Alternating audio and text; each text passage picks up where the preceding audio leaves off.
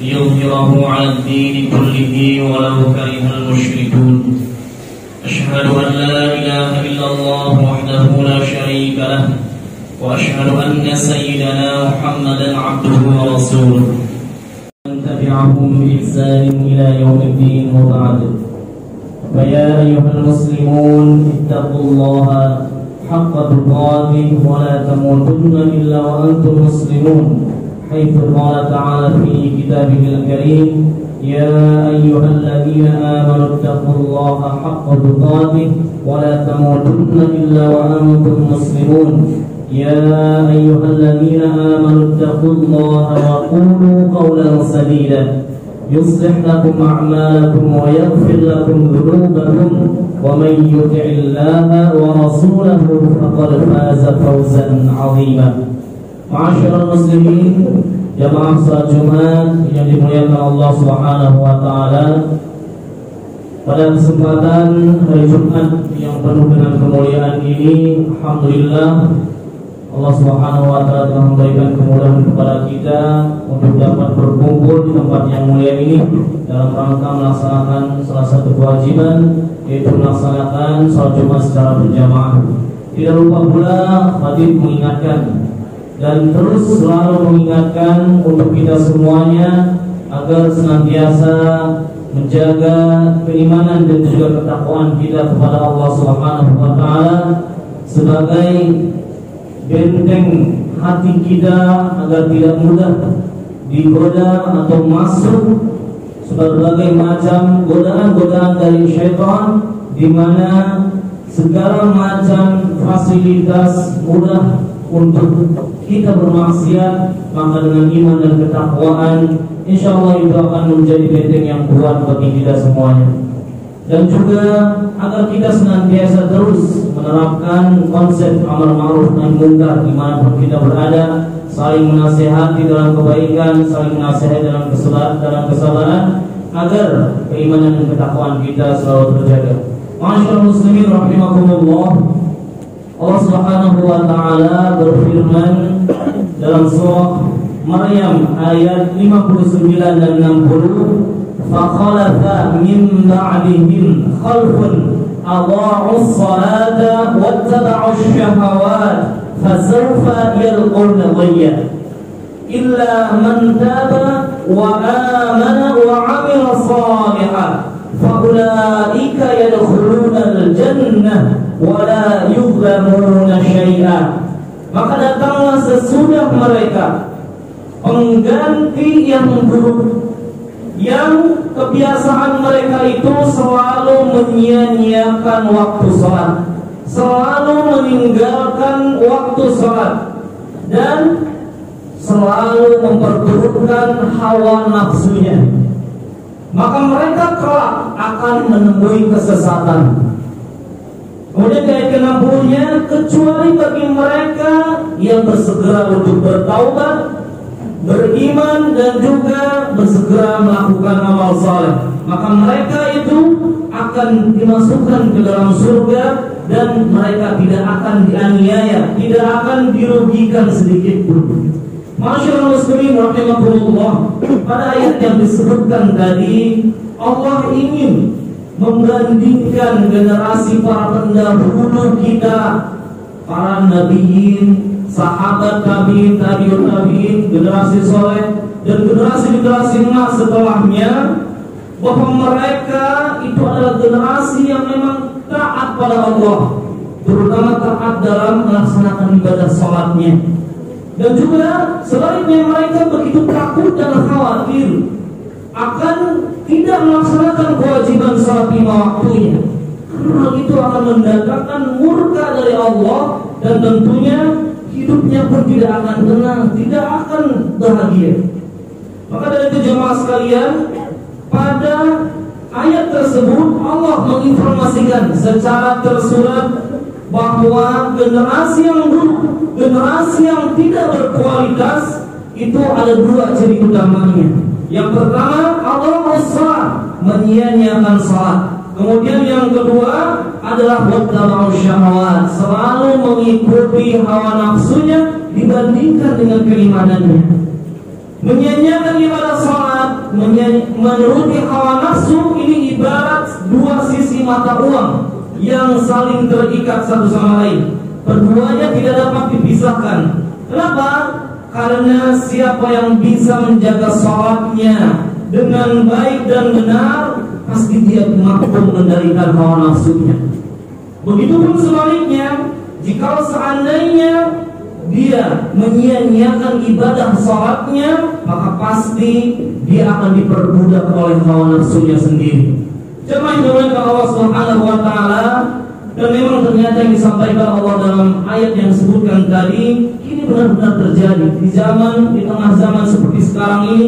Banyak di antara kaum muslimin banyak sekali yang begitu ringan untuk menunda-nunda ibadah sholatnya, dan lebih memprihatinkan lagi, mereka rela meninggalkan ibadah sholat dengan alasan atau uzur yang tidak syar'i sama sekali.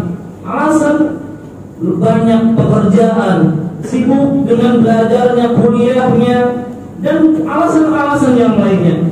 Padahal jika kita mau melaksanakan ibadah sholat, saudaranya, sholat itu tidak lama sama sekali. Jika kita rata-ratakan setiap kali sholat kita membutuhkan waktu hanya 12 menit saja misalkan, maka dalam sehari semalam butuh waktu sholat itu sebanyak 60 menit atau 1 jam saja.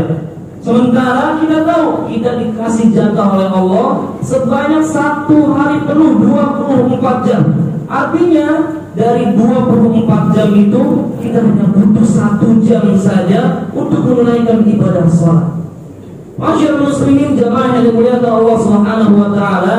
Kemudian pada ayat yang keduanya, ayat ke-60, Allah memberikan kabar gembira bagi mereka orang-orang manusia yang akan terbebas dari kesesatan tersebut, dari perbuatan yang tidak baik tersebut, apabila mereka mau bertaubat dan kembali memperbaiki kualitas imannya dengan cara terus memperbanyak amal soleh. Dan tentu ini bentuk rahmat dan kasih sayang dari Allah Subhanahu wa taala. Dan kalau seandainya di antara kita, saudara kita, orang-orang terdekat kita masih banyak yang mungkin meremehkan sholat atau meninggalkan sholat, mari sama-sama kita terus mengajak mereka berusaha semaksimal mungkin agar mereka dapat kembali bertaubat kepada Allah Subhanahu wa taala. Begitu juga jika seandainya banyak di antara kita, teman-teman terdekat kita terjerumus ke dalam kemaksiatan, dalam kebatilan, karena mereka mungkin terlalu atau terlanjur terlena dengan lezatnya duniawi yang begitu fana ini. Jika seandainya mereka kembali kepada Allah Subhanahu wa taala, maka insyaallah yakinlah bahwasanya taubat mereka akan diterima oleh Allah Subhanahu wa taala. Untuk itulah pada kesempatan yang baik ini, mari sama-sama kita berkomitmen, berikrar, berusaha sekuat tenaga agar jangan sampai kita dicap oleh Allah Subhanahu wa taala sebagai generasi yang disebutkan di ayat tadi, orang yang suka menyia-nyiakan sholat, meremehkan sholat, selalu mengikuti hawa nafsunya dibandingkan dengan keimanannya. Maka dari itu sama-sama kita berikhtiar mengawali dan memperbaiki dua kondisi ini. Selalu memperbaiki kualitas ibadah sholat kita, tidak pernah menganggap sholat itu sebagai hanya untuk menggugurkan kewajiban, tapi dijadikan sebagai kebutuhan kita sehari-hari. Kemudian juga yang kedua adalah bagaimana agar kita bisa mengendalikan hawa nafsu kita, ditambah dengan ibadah-ibadah yang lainnya. Barakallahu li wa lakum fil Qur'anil Karim wa nafa'ani wa iyyakum bima fihi minal ayati wa dzikril hakim. Wa taqabbal minni wa minkum tilawatahu innahu huwas samiul alim. Wastaghfiruhu innahu huwal ghafurur rahim. Allahumma shalli wa sallim wa barik ala sayyidina Muhammadin وعلى آل سيدنا محمد. الحمد لله على إحسانه والشكر له على توفيقه وامتنانه. أشهد أن لا إله إلا الله وحده لا شريك له تعظيما لشأنه. وأشهد أن سيدنا ومولانا محمد الداعي إلى رضوانه. اللهم صل وسلم وبارك على سيدنا محمد وعلى آله وأصحابه وإخوانه، أما بعد. فيا أيها المسلمون اتقوا الله فيما أمر وانتهوا عما نهى، واعلموا أن الله أمركم بأمر بدأ فيه بنفسه وثنى بملائكته بقدسه، فقال تعالى: إن الله وملائكته يصلون على النبي يا أيها الذين آمنوا صلوا عليه وسلموا تسليما.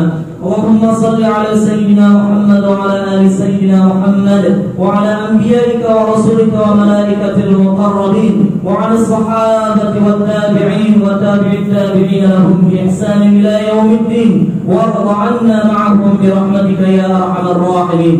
اللهم اغفر للمؤمنين والمؤمنات والمسلمين والمسلمات والأحياء منهم والأموات، إنك سميع قريب مجيب الدعوات يا قاضي الحاجات برحمتك يا واهب العطيات. اللهم أعز الإسلام والمسلمين وأذل الشرك والمشركين، واخذل من خذل المسلمين، ودمر أعداء الدين، واعل كلماتك إلى يوم الدين.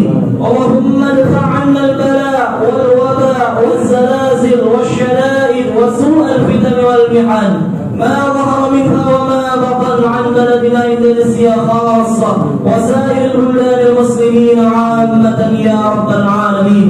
ربنا لا تزغ قلوبنا بعد إذ هديتنا وهب لنا من لدنك رحمة إنك أنت الوهاب. ربنا آتنا في الدنيا حسنة وفي الآخرة حسنة وقنا عذاب النار، والحمد لله رب العالمين. عباد الله، إن الله يأمر بالعدل والإحسان وإيتاء ذي القربى وينهى عن الفحشاء والمنكر والبغي يعظكم لعلكم تذكرون. فاذكروا الله العظيم يذكركم واشكروه على نعمه يزدكم ولذكر الله أكبر. أقم الصلاة.